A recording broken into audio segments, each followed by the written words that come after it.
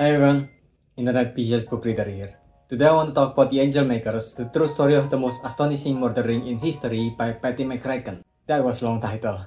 I don't often cover true crimes because I'm not that interested in the genre, also it tends to focus too much on the culprits rather than the people who uncover the crime and catch the bad guys or the people that become the victim of these nut jobs.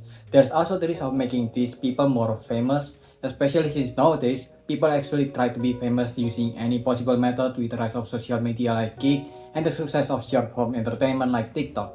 But the book covers a case from 1929 which is almost a century ago, and it's such a unique case where instead of a single person that turns into a serial killer, it's a group of midwives in Nagrif, Hungary that killed over 160 people in the village using arsenic, and it was all done under the leadership of a person known mostly in the village as Auntie Susie. Susie was introduced quite early in the book. In August 16, 1916, Auntie Susie was helping Anna share give birth. Anna was a small statured woman, and giving birth is an ordeal for her with a lot of screaming and pushing herself past her limit. And Auntie Susie has been in the house all day long, helping her for hours. And it's very noticeable that Anna's husband Lewis was not home for quite some time because Susie never saw him even once.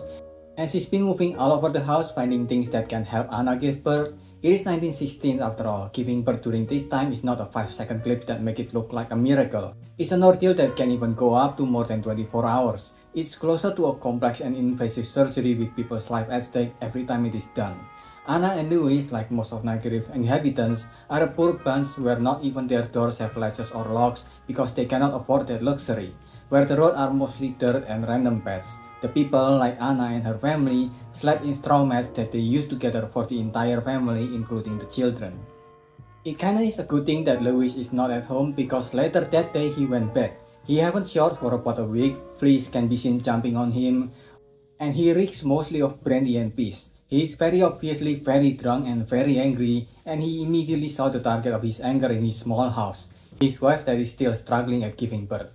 He launched himself to her and started yelling and cursing at the bitch for getting pregnant again and burdening him with another child. He spat at her for good measure, and he was about to kick at his pregnant wife when he fumbled drunkenly. Susie saw an opportunity and shoved the much larger man as hard as possible and pushed him out of the home. Susie is not exactly the physician for the village, but the real physician was in another village away from them, which only comes once a week when the road is not floating or frozen, so the villagers usually come to her for help. Her house was one of the nicest houses in the village, with high fence to hide her garden, and it's in her kitchen that she practiced her chemistry skill, brewing potion from the plant from her garden to make potions like white arsenic. A few hours after Louis was pushed out of the house, Anna gave birth to a baby boy. She wanted to immediately give him some milk, but Anna had none left. There's no food for the newborn baby, not in such a small village like Nagirev. Aunt Susie offers Anna to take care of the baby, and from her exhaustion, Anna just nods. And Susie mixed one of her potion with sugar and gave it to the baby. Meanwhile, Petra, one of Susie's neighbors, came to her house. Because of the Great War, Petra and a lot of the women have to become a farmer since a lot of the men was taken by the government to go to war. She wanted some help with her husband Stephen that just returned from that war with Russia. He has some PTSD from the Great War, and Hungary just threw him back to the small village with nothing, so he had a major case of insomnia and hysteria that came out as rage against the people he lived with, including his wife and his grandparents. And Petra and her grandparents wanted some help to calm him down. Petra at first only found Susie's doctor because Susie was busy helping Anna give birth, but the next day Stefan's grandfather managed to find her, and Susie said she had a way and gave them some potion to calm him down. The potion did work, it did cure Stephen's insomnia, but that's not all that Susie wants. Susie just finished giving Stephen his last dose of her potion, which is a stronger dose than any of the previous ones she gave him. She was on her way back home when Petra's cousin Lawrence's carriage goes her way, which flags so she can hop in. Petra and Lawrence comes from a rich family, which you might have guessed from Lawrence having a personal carriage in 1900s. They had a conversation inside the carriage where she suggested that Stephen might die soon, and poor Petra shouldn't have to be so bitter and lonely if she married either one of Susie's sons. On August 19, 1916, Anna's newborn baby died buried alongside her brother that met the same fate as her 3 years earlier. Then on September 30, 1916, Stephen, Petra's husband, died.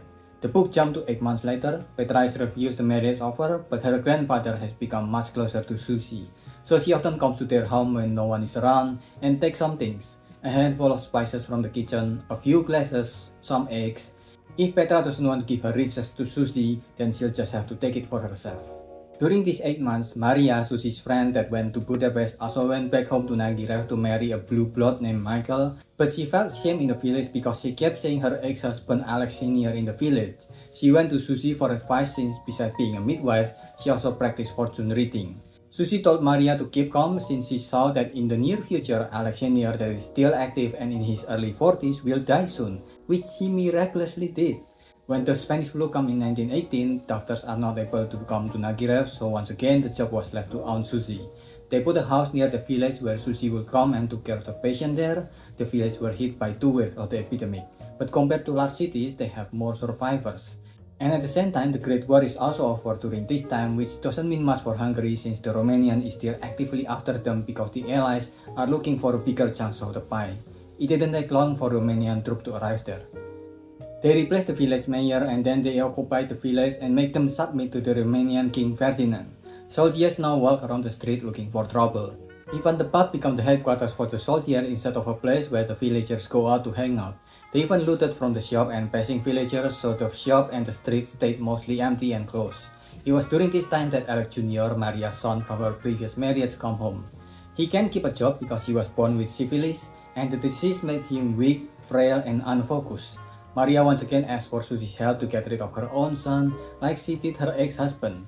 Everything seems to be working out fine for Susie despite the Romanian occupation, but in November 1920, a new doctor named Kalman Segedi Jr. comes to Nagirev. And as many new doctors often do, he inspected the bird logs and the deadlocks of the village. He comes there to also teach about modern medicine and fight against our common herbalists. It was the start of the long period where modern medicine was at their peak pretentious edgelord phase after all. So he comes there fully prepared to get rid of old customs, but instead what he found in the logbooks was potential crime. A court was quickly produced because of the extremity of the crime, which includes many babies, and Susie was pulled from her house to the court. When asked if she is a baby killer, she answered, "Yes, I am an angel maker," which is how she became known as the angel maker of Nagirev, which again, as I mentioned in my video about the 5, too good of a name. Just call her the baby killer of Hungary or something. She claimed that what she did was a service to the communities, making sure that everyone will only have 2 mouths to feed and making sure that one of them is an heir, a male. And because it is basically a confession, she was arrested for it and the court was closed without realizing that there are more to the case. And because of that and the connection that she's made in the seat, she managed to avoid making her confession a confession and got back to the city of Nagirev. Immediately after getting out, she helped Petra's grandfather that is getting older and closer to 80s with her potions. He's dead at 78, same night he drinks Susie's potion. Then Maria come to her once again, not yet satisfied with life, after getting rid of her ex-husband and her son, which she saw as the source of her unhappiness. So she now wants to get rid of her husband, Michael. Michael started to get really sick after a while before he finally noticed that something is off with the brandy that he drinks to settle down his stomach.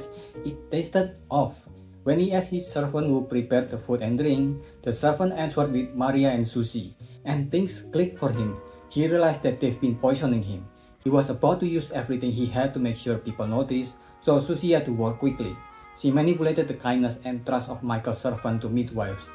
She made Michael eat 2 pills that she had prepared just for the occasion. Michael, thinking that the pill is from the servant instead of from Susie, ate them and died the next day. A lot of the wives in Nagirev, Hungary was unhappy, and while some is due to their entitlement like Maria, a lot of them comes from their marriage either being pushed by the persistent guy like Anna, and some comes from being forced by their parent like Katrina. Her husband often beat her out of nowhere, and during his latest beating, he slammed her foot with his boot, breaking it, and the scream alerted her neighbor who then alerted Aunt Susie. Katrina's husband used to be a kind man, but he is called for war in the Italian front and he came back a different man full of rage just like Petra's husband. He got a dysentery soon, after which Susie seized as an opportunity and together they gave him her potion. The next morning, he was dead. The victims are usually either drunkards that no one cares for, and then coupled with how sick some of them already are, so the murder is quite well hidden from what small authorities the small village have.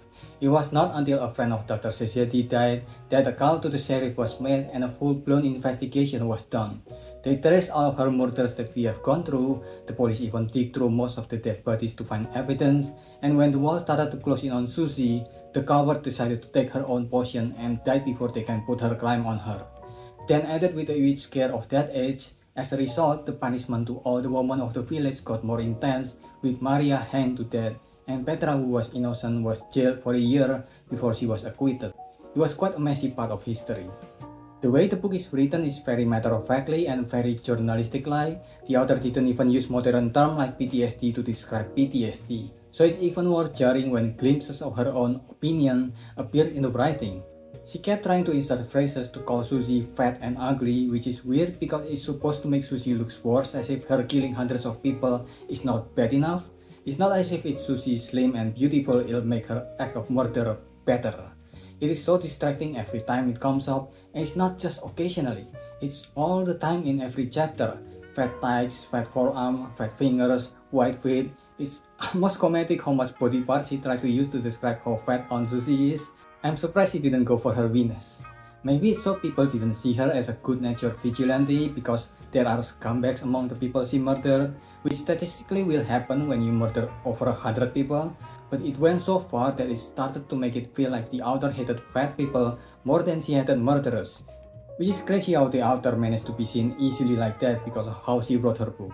A lot of part was also made up so the story is easier to follow, which I don't really mind as long as the book made it clear which part is made up and which part is not, which the author didn't do as good of a job as other non-fiction I've read that did the same thing, like The Wager for example.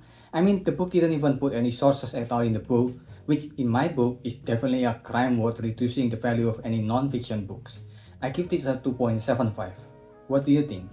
Let me know if I missed anything, so leave your thoughts in the comment below and subscribe to the channel. That's about it. See ya.